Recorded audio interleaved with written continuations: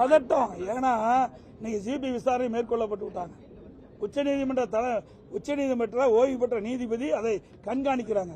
பிறகு உச்சநீதிமன்றம் இந்த வழக்கை கண்காணிக்கும் சொல்லிட்டாங்க. இதுலதான் பல பிரச்சனை இருக்குது. நான் ஏற்கனவே சொன்னேன், நான் முழுமையா நான் சொல்லல. இருந்தாலும் அந்த கூட்டம் நடந்துகிட்டு இருக்கும்போது செருப்பு விசுறாங்க, உடனே ஆம்புலன்ஸ் வருது, விளக்கு மின்சார விளக்கு அடைக்கப்படுகிறது, தடியடி பிரயோகம் செய்யறாங்க. இப்படி நடக்கின்றது. இந்த கூட்ட நெரிசல் இப்படிப்பட்ட சம்பவம்லாம் நடந்தது. இதையெல்லாம் விசாரணையில் வரும். இந்த பயம் இருக்குது. இதை என்ன நான் முழுமையா நான் சொல்லல. அது விசாரணையில் வரும்போது நாட்டு மக்களுக்கு ஊடகத்தின் மூலமாக தெரிவிச்சா நல்லா இருக்கு. அதாவது இன்னொன்னு அவர் இதுக்கு அதுக்கு அவருக்கு வேற வழி இல்லையே, வேற இதைத்தானே சொல்லி ஆகணும். அவர் இந்த ஆட்சியில் நடைபெற்ற தவறை மறைப்பதற்கு இப்படி ஒரு கருத்து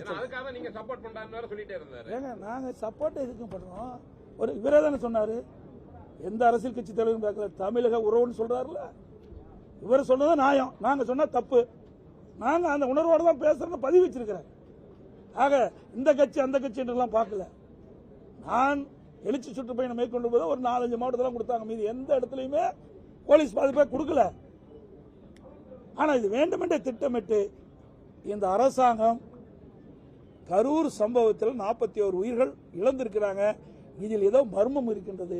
இதை மறைப்பதற்கு தான் நான் பேச ஒவ்வொரு அமைச்சராக எழுந்திருந்து இடையே மறிச்சு கருத்துக்கள் சொல்றாங்க. இந்த கருத்து சொல்ல வேண்டிய அவசியம் என்ன?